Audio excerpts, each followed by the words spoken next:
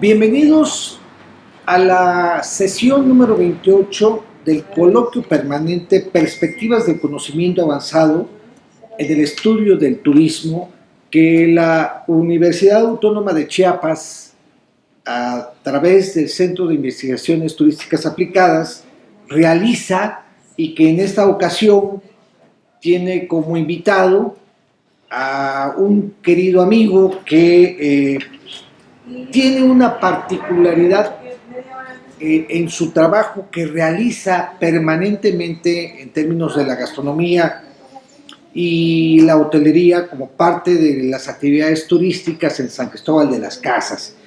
Y bueno, César Aceves, nos da mucho gusto que nos recibas acá. Además, estamos en el mesón de la cofradía, un lugar muy simbólico en San Cristóbal de las Casas, ya van a ver por qué, pero también muy simbólico para nuestro querido César porque pues es la casa donde prácticamente se desarrolla su familia, nace él acá y pues tiene muchas connotaciones.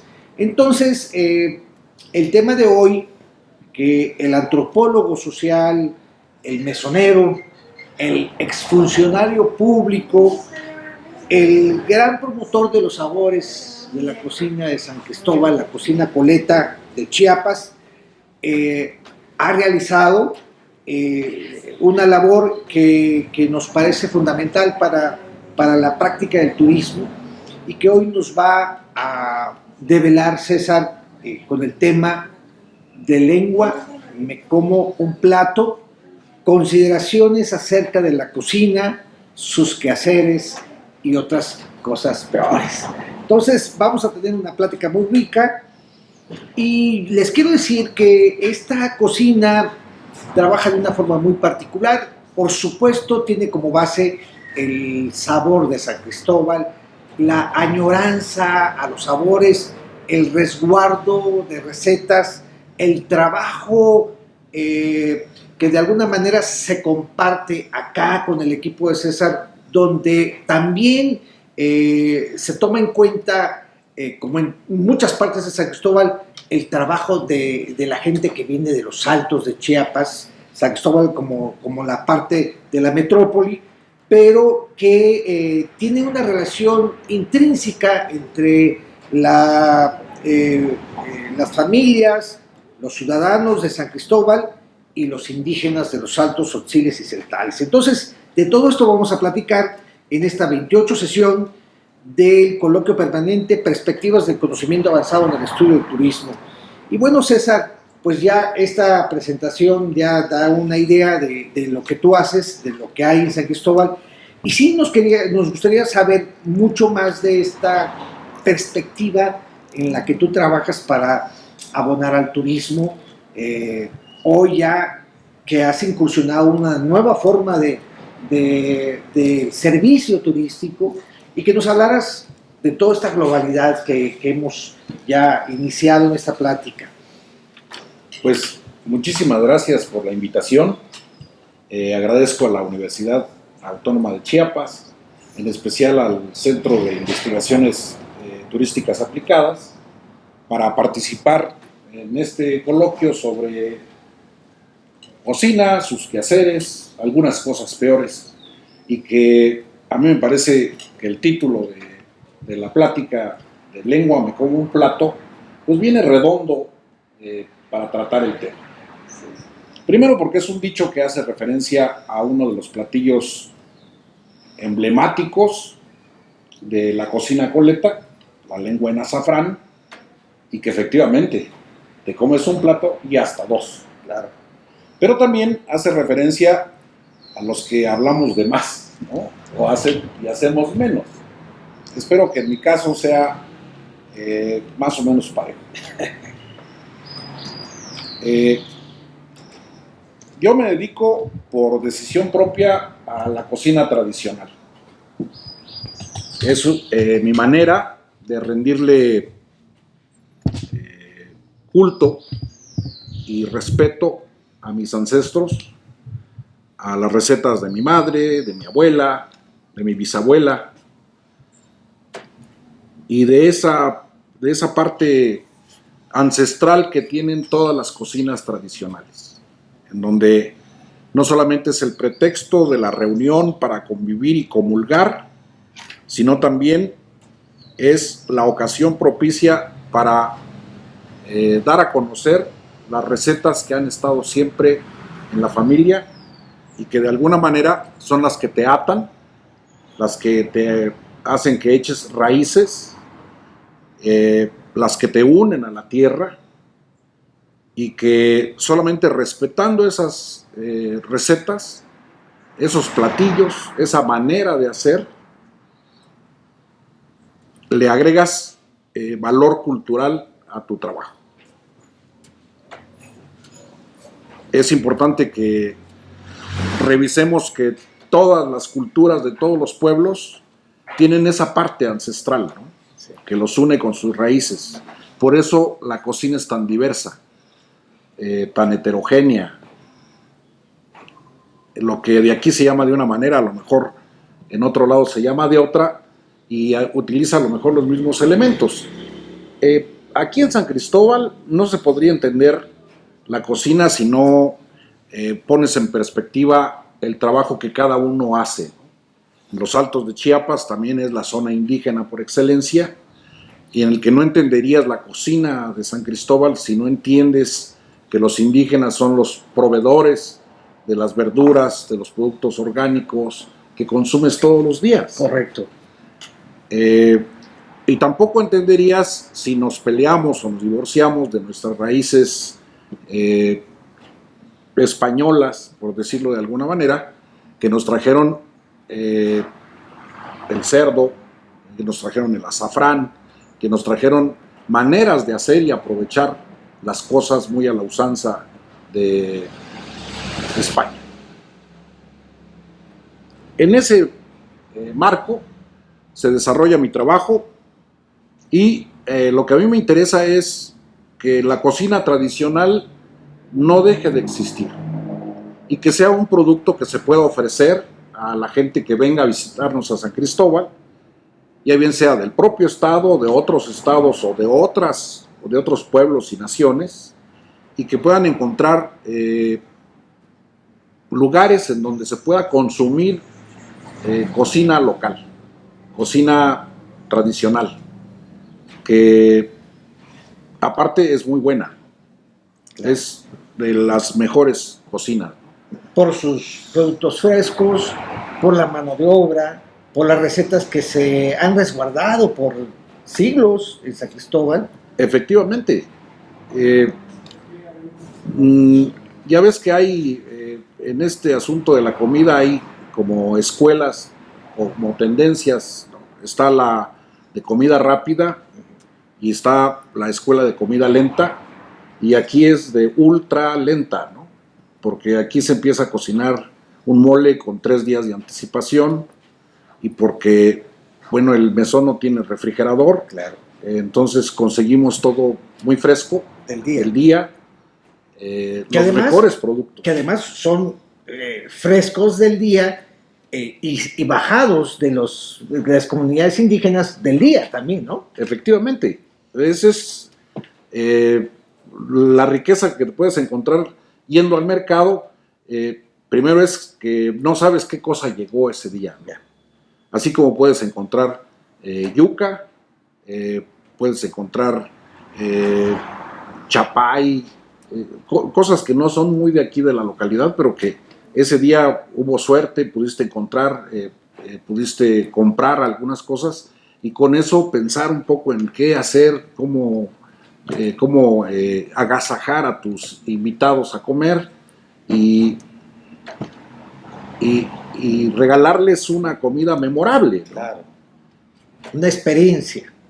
Que quedan tan grabadas pues en tu memoria, Paco, que yo recuerdo cuando era niño cómo la comida servía para unir a las familias, para vincularlas, para que comulgaran en torno a un platillo, a un guisado, a una mesa, a un evento familiar, y de cómo en la parte de la cocina y cosas peores, también se daba mucho la vida social en torno de la mesa, ¿no? Sí. Le podemos llamar con toda justicia de la buena mesa. Sí, porque San Cristóbal es cuna de una de las mejores cocinas del sureste mexicano y chiapaneca, por supuesto, ¿no? Claro. Y así vemos que doña fulana y don sutano se conocieron en el bautizo de Perenganito y ahí se gustaron, ahí se hablaron, ahí se flecharon y de ahí surgió una relación que hoy tiene 50 años de matrimonio, ¿no? La familia. Ese tipo de cosas.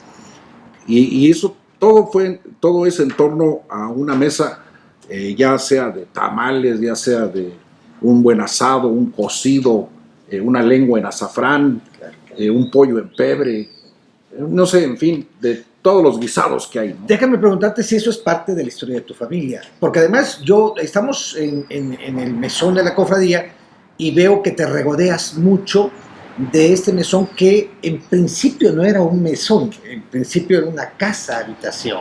Sí, bueno, Y te sigue regodeas, siendo. sí, sigue siendo, pero ya tiene otra perspectiva. Sí. Es parte de una forma de hacer vida también, de vivir. Pero veo que, por ejemplo, tenemos aquí atrás un banco de carpintería, que era de tu papá. Sí, era el banco de trabajo de mi papá. Hay varias cosas que recuerdan a tu familia. En fin, ¿por qué no nos platicas de esta parte? Que es mucho de lo coleto también, de los sancristobalenses.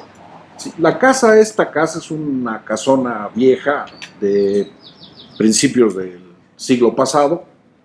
Se vinieron a vivir aquí mis padres porque, digamos, era lo que había en oferta del terreno. Claro, hoy ya es parte del centro histórico, del perímetro A del centro histórico de la ciudad, pero en el entonces que mis padres se vinieron para acá era la orillada, ¿no?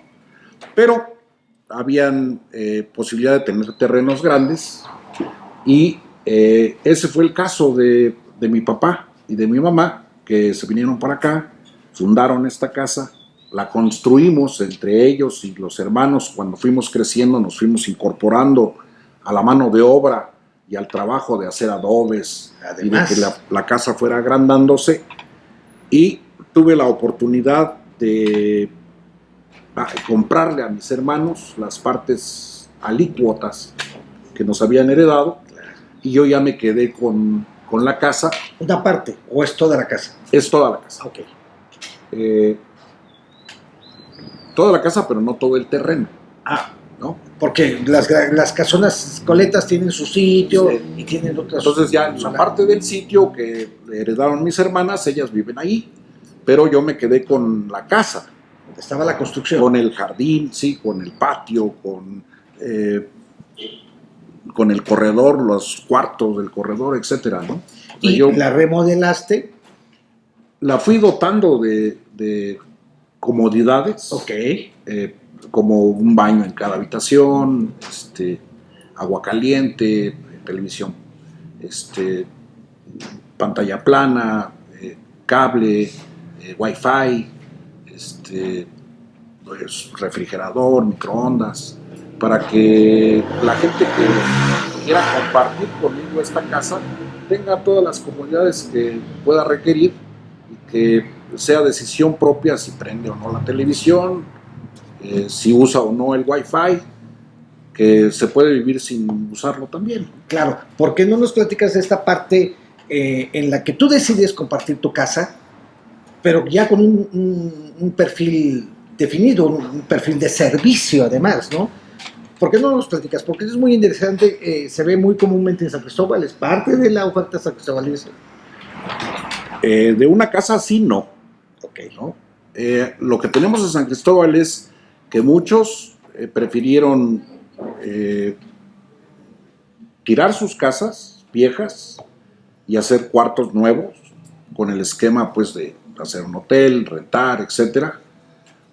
Pero mi idea siempre fue conservar la casa tal cual, con el mismo número de habitaciones, que son 5 habitaciones, y no construir más, sino que preservar el jardín, preservar el patio, que ahora está convertido en un comedor, Mi cocina está donde estaba la cocina de humo de mi madre.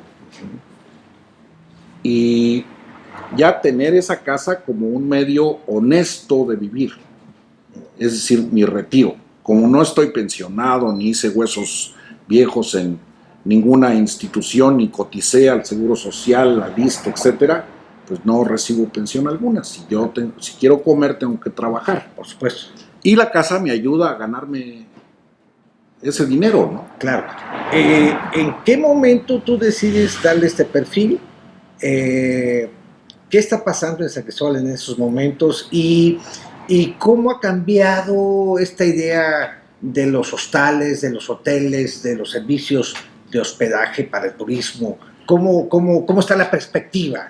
Es que hay una gama, Paco, enorme de, digamos, de cómo pasear, ¿no? De cómo turistear. Ok.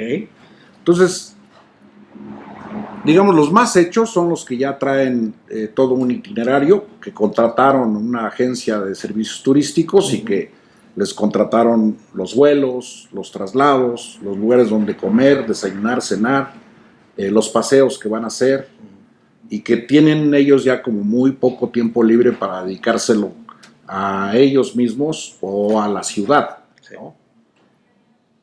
Entonces, es ese tipo de gente que viene en grupos grandes, de 40 personas, pues llegan a hoteles también que tienen 40 o más habitaciones. Sí.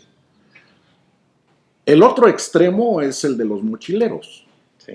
el que vienen buscando un hostal de 80, 90 pesos la noche, que son cuartos con literas y demás, baños comunes.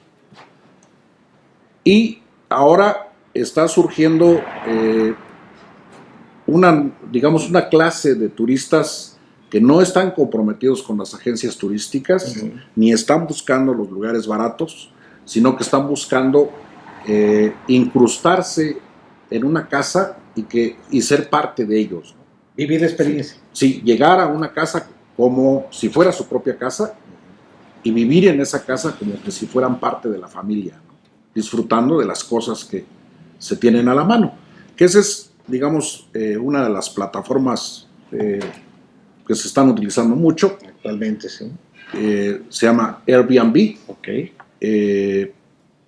Y pues tú pones en renta tus espacios y la gente hace reservaciones para que llegue a tu casa, ¿no? Y tú los recibas como un miembro más de tu casa, de tu familia, de tus actividades y demás, ¿no? De acuerdo. Ahora, adicionalmente, este concepto, tú has sido uno de los grandes promotores de la cultura gastronómica de San Cristóbal. Es decir, has preservado para resguardo, para salvaguarda y para difusión varias recetas familiares, pero también la memoria histórica de las cocinas de antaño. Entonces, por ejemplo, tenemos una bebida que tú haces que es muy coleta y también una serie de platillos. O sea, nos platicaste del mole, que tú nos has dicho que el mole para ti es un doctorado, la sopa de pan es una maestría, por todo lo complejo que hay que tomar en cuenta a la hora de elaborarse una u otra cosa, pero además platillos emblemáticos de barrios emblemáticos de San Cristóbal como el tachihuil, como el asado, como todo esto que tiene que ver con el puerco, que efectivamente fue un elemento que viene de fuera, pero que se integra perfectamente a toda una forma de vida donde vemos muchos atisbos mesoamericanos y que se mezclan y que tienen cosas afortunadas, ¿no? Sí, soy promotor de la gastronomía coleta. Okay. Le quitamos el gran promotor, porque lo único que me interesa es preservar la memoria de las recetas. Okay. Las recetas las comparto, no solamente de dicho, o no solamente en blanco y negro, o escritas, sino que invito a la gente que venga a cocinar conmigo para que vea exactamente cómo lo hago.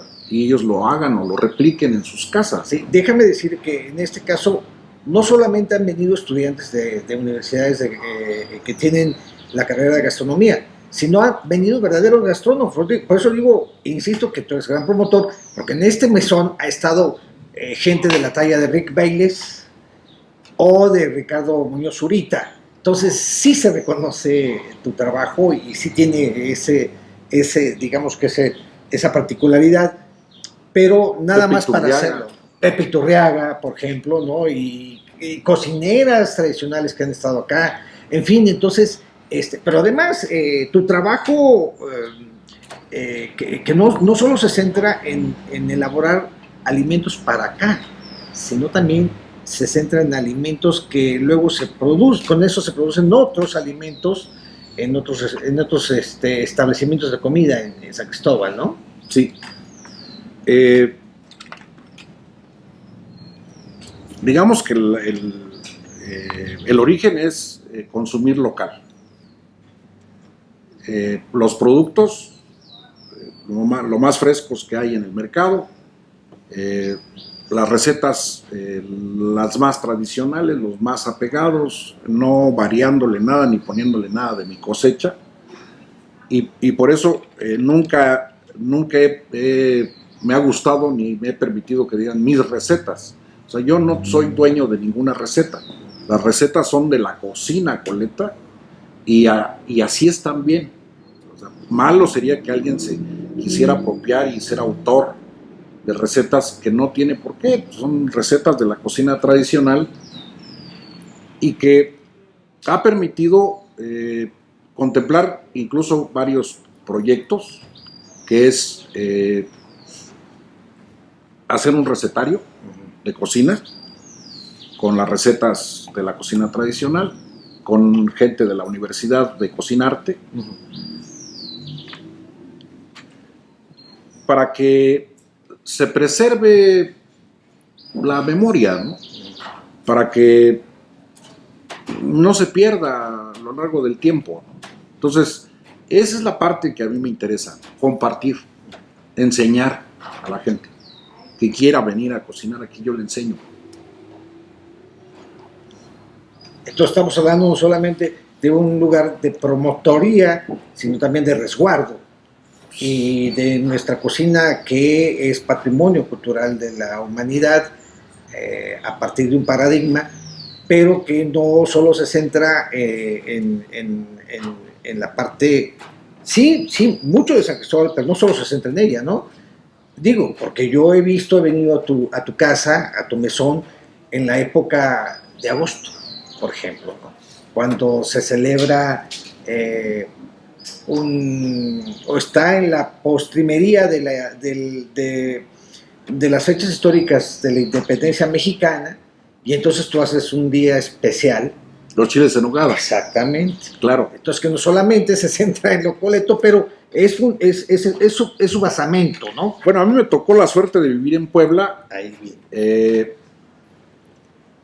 Y de aprender de los poblanos la manera de hacer un chile en nogada, un mole de caderas, un guasmole que se utiliza con las semillas de guash, Sí. o guajes, allá les dicen guajes.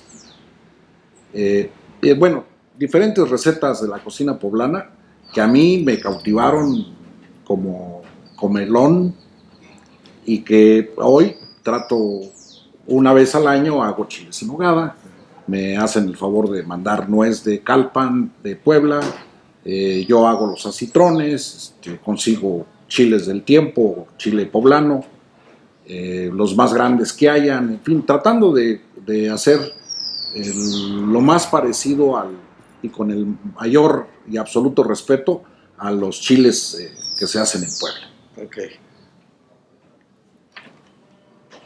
No solamente eso, se puede hacer como recorridos gastronómicos aquí en el mesón.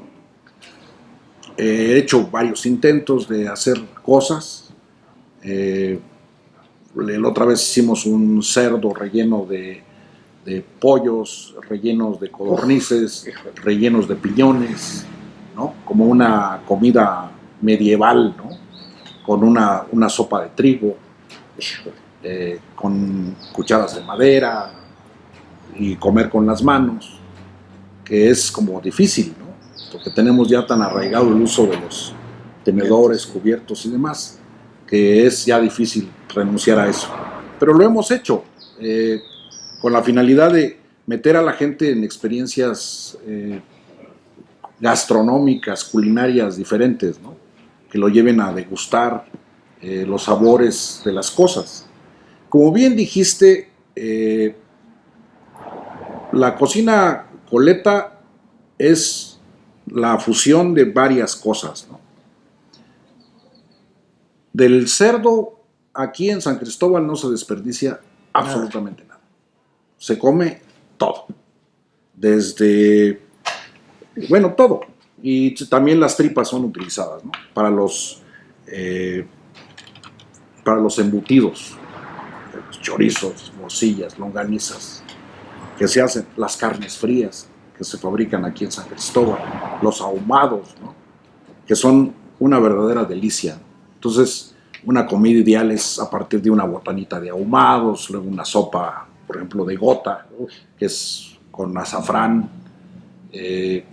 un asado coleto, unos chiles en vinagre hechos aquí en la casa, frijoles refritos, postre, café. Que ahí en lo de los postres tienes mucho que decir. Y ya también. disculpen lo mal atendidos, ¿no? Sí. Que ese dicho de disculpen lo mal atendidos era simpático porque era una manera de que las señoras de la casa salían a ver a sus invitados y a enterarse de si les había gustado o no.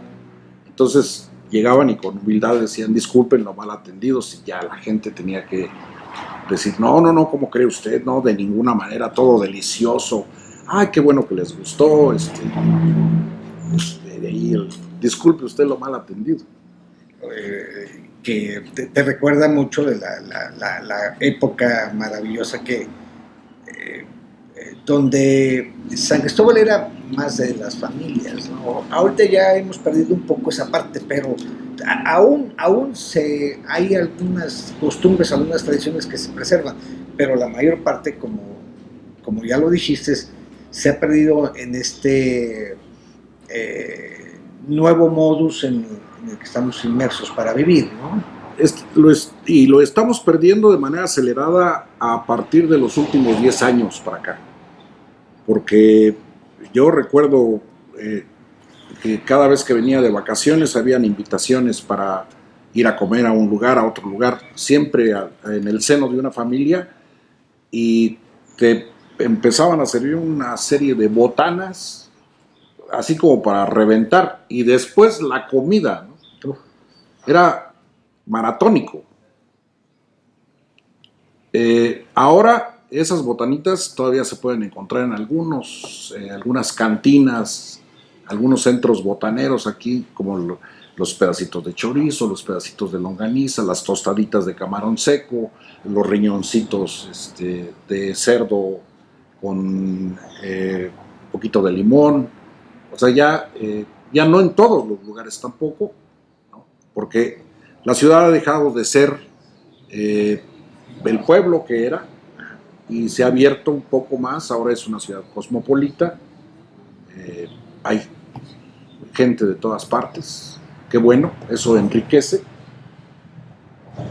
y también ayuda a que la gente adquiera como otros modos de cocinar, pero en detrimento pues de la propia cocina. Claro.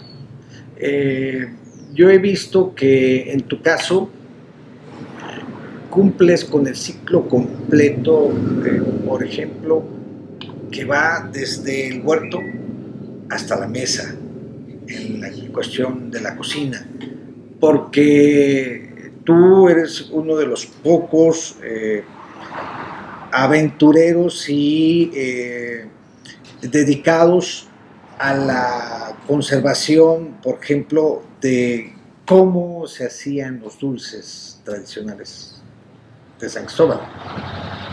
Muchos de esos dulces a partir de los frutos de los huertos de los alrededores de San Cristóbal, de las comunidades indígenas de San Cristóbal, de donde todavía se trae algo, ¿no? Sí, a mí me gusta más que como negocio, como un entretenimiento verdaderamente masoquista, trabajar en la temporada de fruta. Y entonces hacemos duraznos pasas. Yo soy capaz de dedicarle 3 días a buscar los mejores duraznos, los más grandes, los más criollos, para hacer unos duraznos pasas de esos memorables, ¿no? Los hay todavía, pero son muy chiquitos, ¿no? O sea, a mí me gustan los duraznos pasas grandes. Tengo una proveedora de higos que me escoge los higos más grandes para hacer higos dulce. Tengo una proveedora que me surte de la fruta esta. Membrillo, manzanas. No, la de Tuxtla. El cupapé. El cupapé, ¿no? Para hacer dulce de cupapé. Por supuesto, hay quien me vende membrillo. Por ejemplo, hay todavía una persona, nada más, una persona en San Cristóbal que todavía tiene matas de manzana de Cuxtital. Que es la manzana criolla de Sí, acá. es una manzanita chiquita con un sabor intensísimo, agridulce, de color verde oliva. Es verdaderamente una delicia, y el latte que sale de eso es de pronóstico reservado. Sí. Es verdaderamente un postre fino. Pero que además tiene su trabajo, ¿no? Tiene mucho trabajo y mucho riesgo, porque la manzana brinca mucho y fácilmente te quemas, ¿no? Entonces tienes que ponerte un suéter de esos de mudo, ¿no? Que te quedan más grandes las mangas para que puedas estar moviendo, y queda todo pringoteado de dulce, pero bueno, no te quema. Hacemos curtidos de membrillo, mistela de membrillo, latte de membrillo, y algo que por ejemplo ya no se consume aquí en San Cristóbal, ni tampoco ya se perdió el mercado, era de las jaleas. Ándale. Con el agua de cocción de la fruta, Ajá. se fabricaban unos dulces, se fabrican, y todavía yo los hago, porque me da pena tirar el agua de cocción, Claro. y por reducción al mínimo te queda una especie de como de gelatina. Claro. Esa es una jalea, Claro. y son deliciosas. Es postre de reyes, pero pues ya nadie lo consume, nadie lo vende, y la gente ya ni lo conoce. Pero tú lo sigues Yo lo sigo elaborando en cada año. En ese afán de la conservación, de la preservación de las tradiciones gastronómicas, y rindiéndole culto a nuestra gran tierra, ¿no?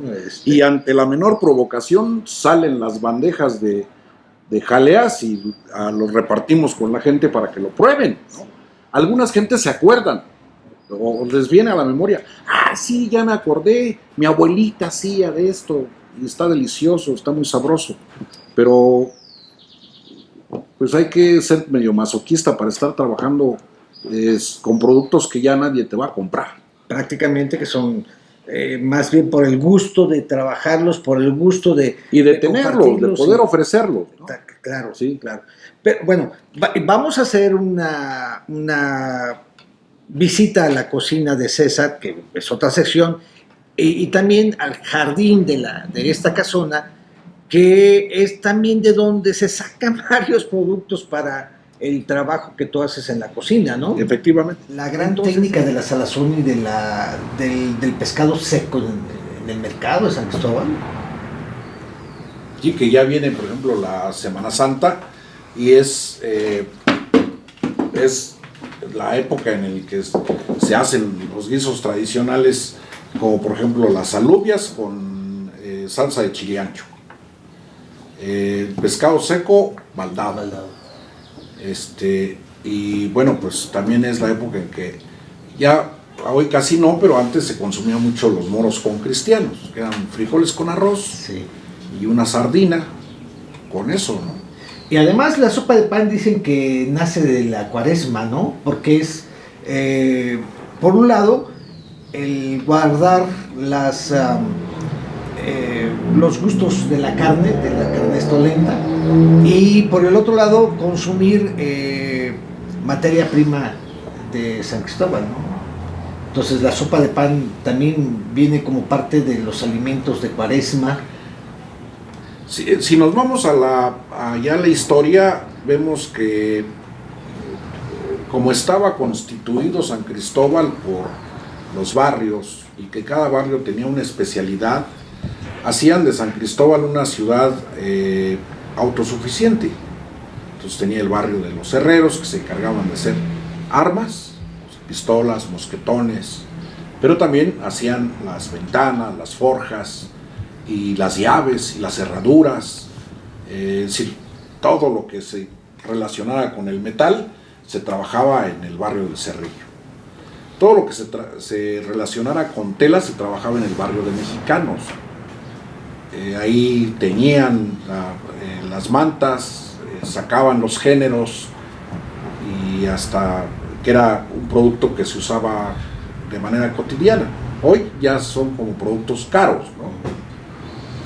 El barrio de Santa Lucía era un barrio que estaba dedicado a la cohetería,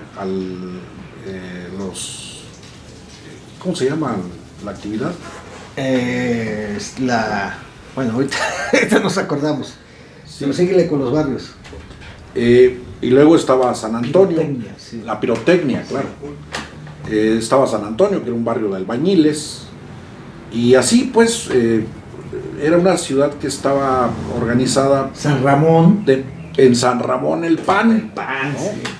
Entonces, era una ciudad que consumía local. Y todo esto enriquecido por la oferta de los pueblos altos, de los pueblos indígenas, que todos los días bajaban con huevos frescos, gallinas, guajolotes, conejos,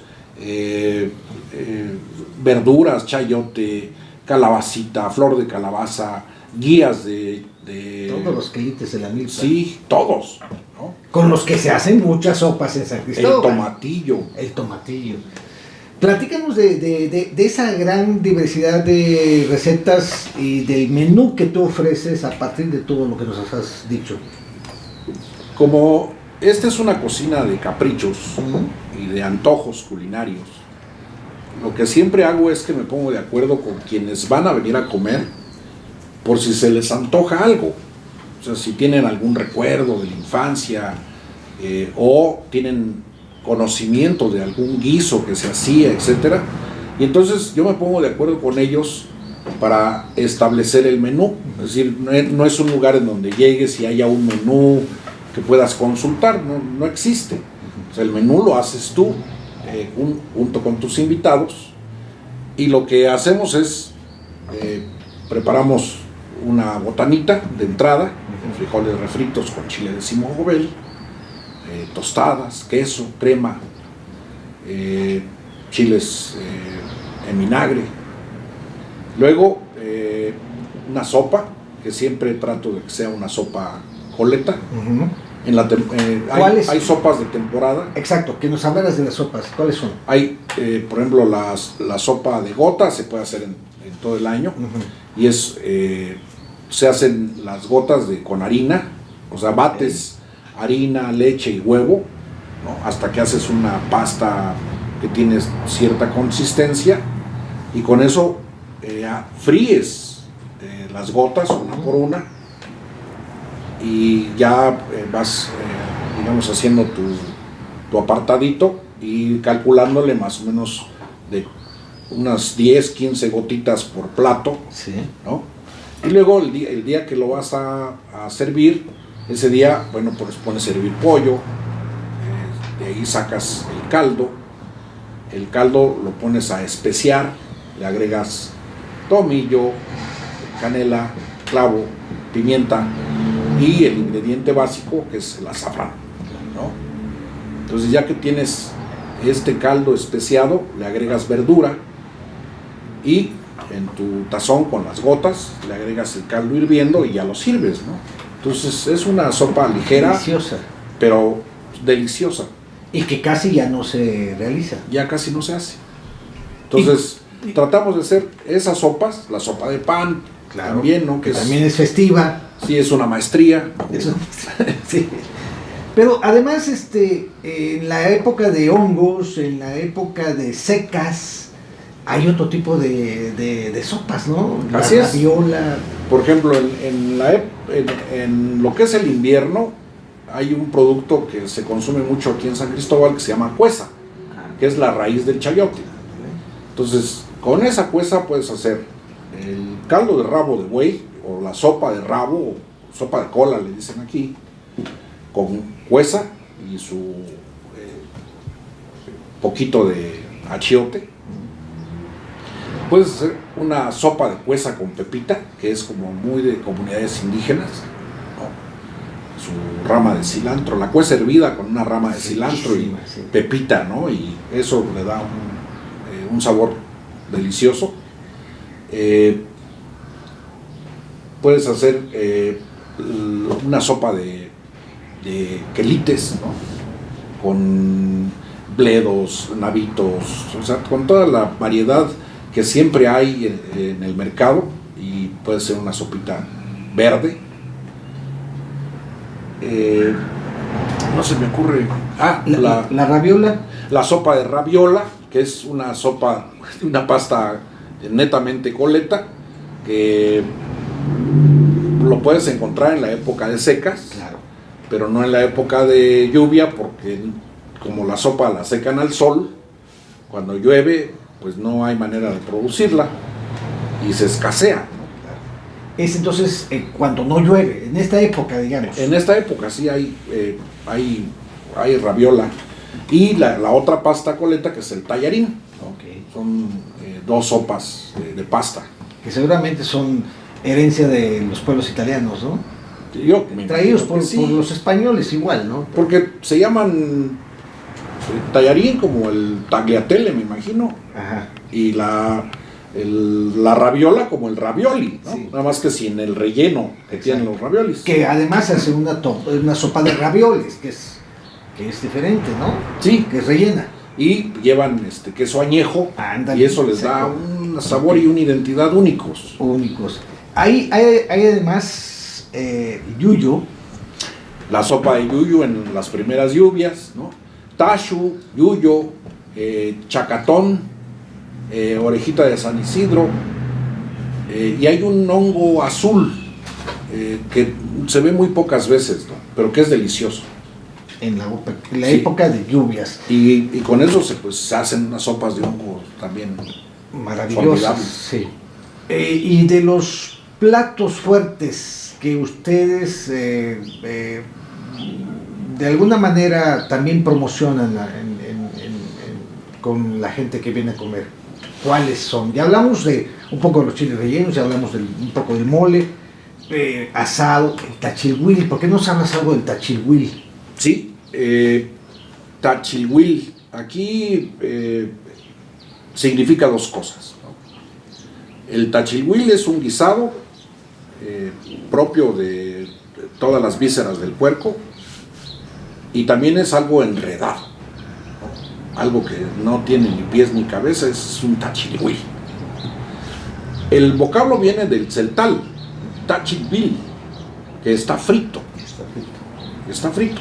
Entonces, ese era digamos, el origen del guiso, de que freías todo con manteca y luego le agregabas maíz amarillo tostado y molido, achiote y su tomillo y orégano, ¿no? Y ya con esos son los elementos, queda un guisado pues muy sabroso. Y creo que es uno de los platos criollos más antiguos, ¿no? De la ciudad, del pueblo de San Yo Cristóbal. pienso que sí, pienso que son como los ancestros de las recetas locales, ¿no? Es el que tiene mayor antigüedad. Y porque además era arraigado profundamente en el pueblo, porque pues lo más barato de un puerco son las vísceras, Claro. ¿no?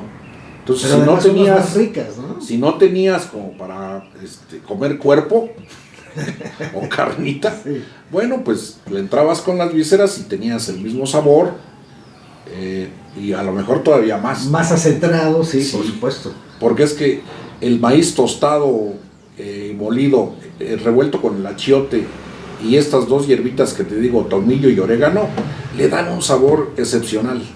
Y de veras no hay manera de dejar de taquear.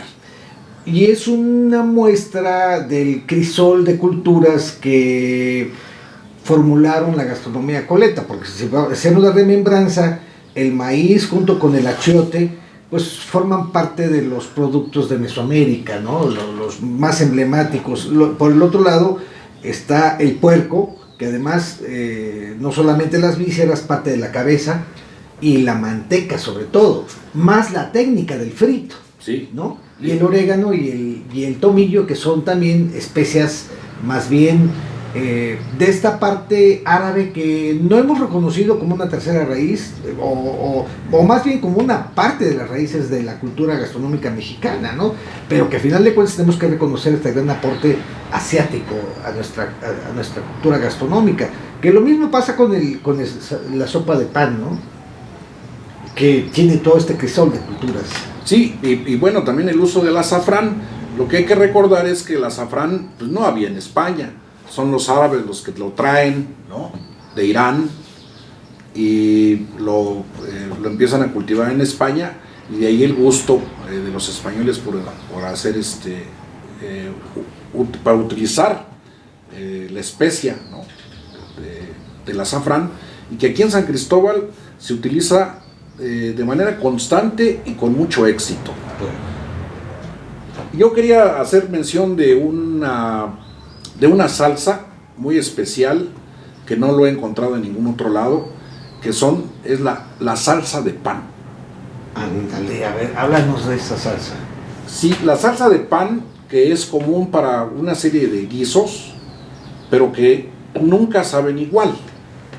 Una manera de utilizar es, por ejemplo, los baldados de cueza, ¿no? La raíz del chayote, una gran raíz, la limpias, la pelas, la cortas en rodajas, la pones a hervir, luego ya juntas los pares, les pones queso, los capeas, ¿no? Y los fríes, y en una salsa de pan los pones a hervir y le sueltas ahí unas hebras de azafrán y ya es otra cosa, ¿no? La misma salsa de pan, pero para los chiles de relleno. Ajá. La misma salsa de pan para las tortaditas, que son de carne de cerdo picada, revuelta con papa y huevo, y se hacen unas tortaditas que se fríen y luego se ponen a cocer en esa salsa de pan. Y la salsa de pan para la lengua en azafrán, ¿no? que lleva calabacitas, papitas y rajas de chile poblano. Entonces, esa misma salsa de pan se utiliza para diferentes guisados, pero siempre va a tener su sabor propio, ¿no? Su identidad propia, a pesar de que sea la misma. Claro, pero esa salsa de pan, ¿cómo se prepara? ¿Cuál es su peculiaridad? Porque me estás hablando en un lugar como San Cristóbal, que es parte también de su cultura y gran matriz de la cultura del pan en Chiapas. Esto es muy significativo, porque entonces tienes pan para todo: sopa de pan, salsa de pan, pan para baldar, como bien lo dijiste, es pan para todo, para desayunar, para comer y para cenar, o también para disfrutar como antojito, porque también es el pan compuesto, ¿no? Sí, también. El pan básico es el pan francés, ¿no? Que es el pan blanco que se elabora con leche. Entonces, ese es el pan básico para hacer la salsa de pan. Los ingredientes que lleva la salsa de pan son siempre o serán siempre los mismos. En algunos casos le pones azafrán y en otros no. Pero básicamente es cebolla y jitomates sofritos. Ya que el tomate suavizó y soltó su juguito, le agregas la pimienta, la canela, el clavo, la sal, ¿no? Y luego le pellizcas ahí el pan para que embeba todo migajas. Eso, ¿sí? En algunos casos no se le pone achiote. Entonces estábamos en lo de los menús y el asunto de la salsa de pan y del azafrán, ¿no? Del uso extensivo que tiene un elemento básico de la cocina tradicional y de la riqueza gastronómica de San Cristóbal, que es el pan, ¿no? Que tiene además un pan de fama, por lo menos estatal. ¿Es una matriz? Sí, ¿no? El pan de San Cristóbal tiene su fama. Así es como armamos los menús, de común acuerdo con la gente que va a venir a comer y que refleje sus gustos particulares en cuanto a tipo de carne, si quieren sopas caldosas o cremosas o como sea, y entonces ya con eso armamos el menú, establecemos la hora y los esperamos, ¿no? Entonces así funciona la cocina, funciona nada más cuando la gente me llama, me dice que quiere venir a comer y ya nos ponemos de acuerdo y así armamos la comida con platillos de la cocina tradicional coleta. Quisiera yo que termináramos, mi querido César, un poco con las consideraciones que tú tienes entre cocinero y chef, que es algo que has dejado muy claro en todo tu trabajo, y por el otro lado, bueno, cómo tú también le has dado lugar no solo a la cocina tradicional, sino a la cocina de vanguardia, a la cocina de académica, porque aquí se han celebrado varios eventos, ¿no? ¿Qué nos dices al respecto? En torno a las mesas del mesón ha habido una diversidad de personajes de la cultura nacional que se han sentado, han platicado, han redondeado un poco más el mundo, o por lo menos lo han hecho más amable durante el tiempo que ellos han estado aquí de partida. Se han consumido botellas de vino, se ha consumido draque a discreción. ¿Qué es el draque? Es una bebida muy de aquí de San Cristóbal, a base de hierbitas, que era socorrida para todo bien y para todo mal. Una noticia que no sabías siquiera si era buena o mala, pero inmediatamente daban un draque por aquello de que fuera una mala noticia, ¿no? Si tenías un enojo, un pleito, una discusión, si te asustabas, si te ponías de repente muy contento, pues te daban un draque para que tonificara tu cuerpo y preparara tu estómago para lo que fuera. ¿Esa costumbre ya no se realiza? Ya, pues ya no en San Cristóbal, aquí en el mesón sí. Y digamos lo más bonito es que aquí el draque no se vende, solamente se brinda. Okay. ¿No? A todos los comensales tienen derecho de tomarse su draque sin que les cueste un solo 5. Muy bien. Y de esos personajes que han venido y de esos festivales que se han hecho con la cocina de vanguardia, con la gente que está innovando en la cocina, sobre la cocina tradicional, ¿qué nos puedes decir? Mira, cuando a mí luego me dicen chef, ándale, ¿no?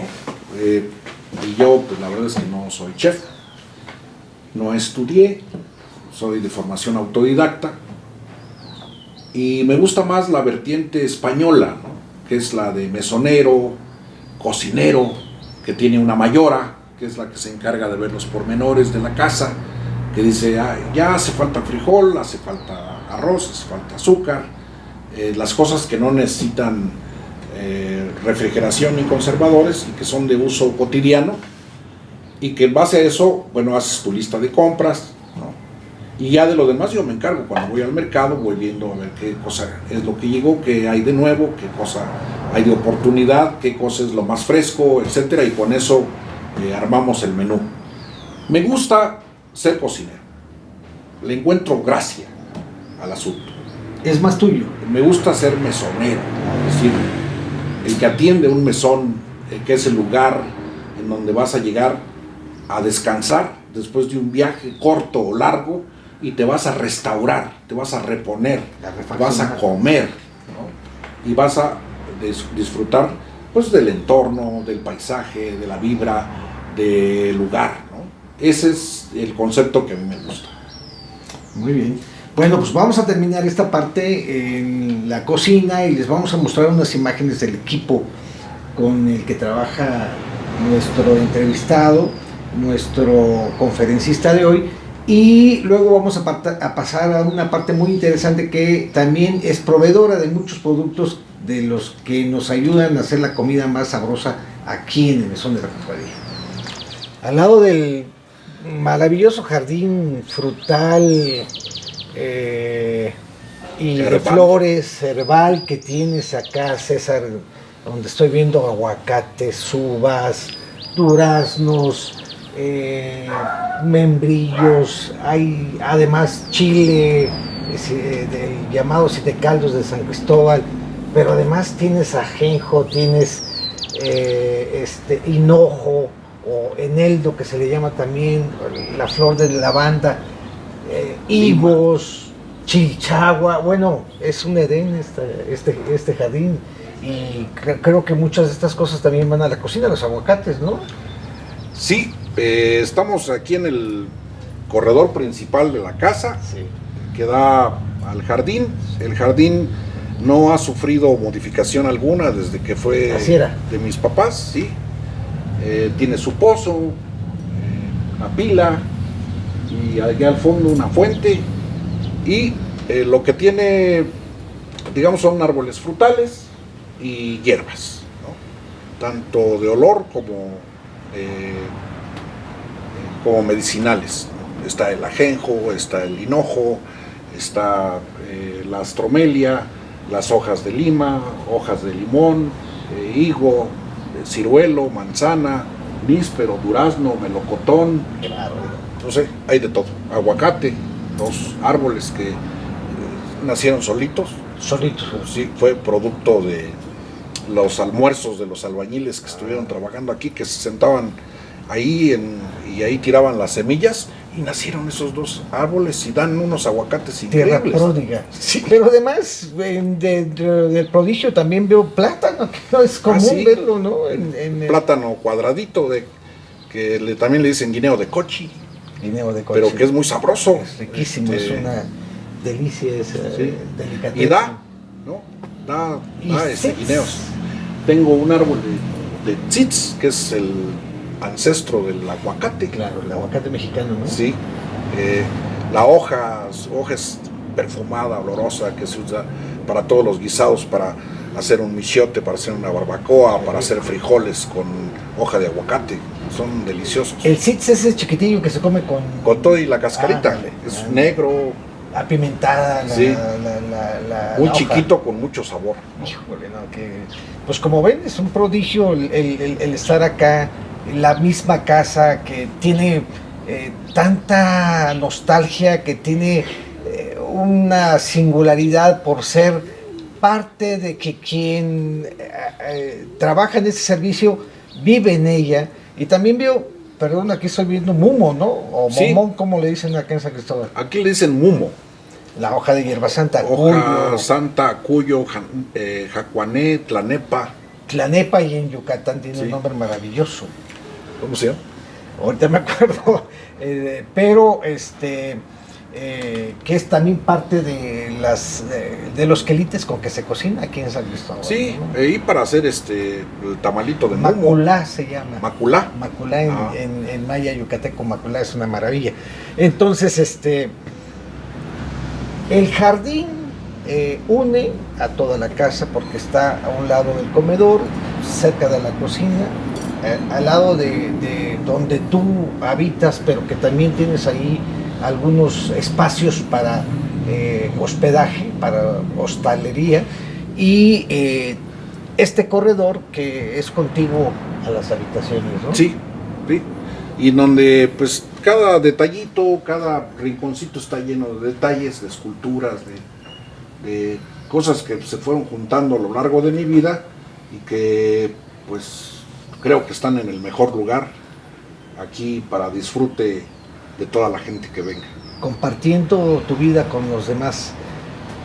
¿Cómo podemos contactar al mesón de la cofradía?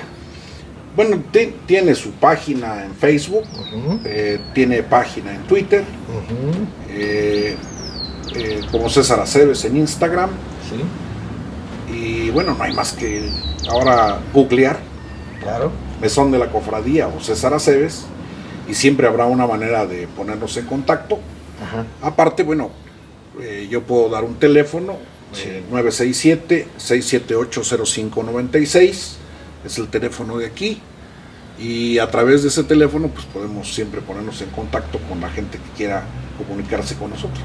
Y estamos en Pantaleón Domínguez número 9, barrio de Santa Lucía, en el mero centro histórico de San Cristóbal de las Casas, Chiapas, pueblo mágico de México.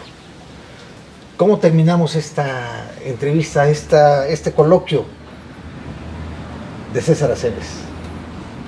Pues a mí me parecería que una manera bonita de terminarlo es decir que mi casa es tu casa. Muchas gracias. Y que está abierta para todos los que quieran venir, tengan o no dinero. Y no siempre es de dinero el asunto, ¿no? Claro. Aquí hacemos eventos anuales que son una manera de retribuir el favor de la gente que me visita a lo largo del año y que son como fechas fijas. Una es el 24 de septiembre, el Día de la Virgen de Nuestra Señora de las Mercedes, sí, que ofrecemos una comida y bebida gratuita a todo el que venga. Otro día es el 8 de julio, que es el día de mi cumpleaños, que también cocinamos y el que venga tiene comida y bebida. Otro día es el 2 de noviembre, que es la celebración de muertos, y ofrecemos tamales y atole. Y otro día es el 20 de diciembre, que es el aniversario del mesón, del que abrí las puertas como para que la gente pudiera entrar, que no fuera nada más una casa privada. Hace más de 10 años. Sí, y también hacemos comida y bebida para todos los que nos visiten. Y como parte de esas fechas fijas también está el de agosto, el de los chiles en nogada. No, sí es un evento de pago. Ah, ok. Sí. Okay. No, pero quiero decir, como parte de las fechas que tú estás trabajando. Sí, de las fechas fijas, el fin de semana más próximo, el día 28 de agosto, todo el fin de semana hay chiles en nogada. Maravilloso. Pues es parte de este dar, de este carácter de bonomía, de esta gran generosidad de la gente de San Cristóbal y en especial en este caso de César Aceves, que con este servicio y con este darse nos abre la puerta de su casa con un perfil de la cocina Coleta y con un perfil también del servicio de hostelería ya probado por mucho tiempo y que ustedes van a tener una grata experiencia cuando lo visiten, cuando te visiten, César. Gracias por abrirnos tus puertas, gracias por dejarnos estar entre estos olores de la cocina riquísima que se está cocinando ahorita, los platillos que se van a servir más tarde, al mismo tiempo de estar absorbiendo los perfumes de las flores, de las plantas y de los frutales en este lugar maravilloso que es el mesón de la cofradía. Muchas gracias, César. Gracias a ti y gracias a ustedes por haber venido. Bueno, la Universidad Autónoma de Chiapas, a través del Centro de Investigaciones Turísticas Aplicadas, quiere dejar constancia de la 28 sesión del coloquio permanente sobre investigaciones turísticas que hemos realizado en el mesón de la cofradía y que en esta ocasión estamos entregándole al antropólogo César Augusto Aceves Hernández por haber impartido esta conferencia, de lengua me como un plato, consideraciones acerca de la cocina, sus quehaceres y otras cosas peores. Muchísimas gracias, mi querido César. Muchas gracias, Recibe Paco. de la universidad. Muchas gracias. Gracias.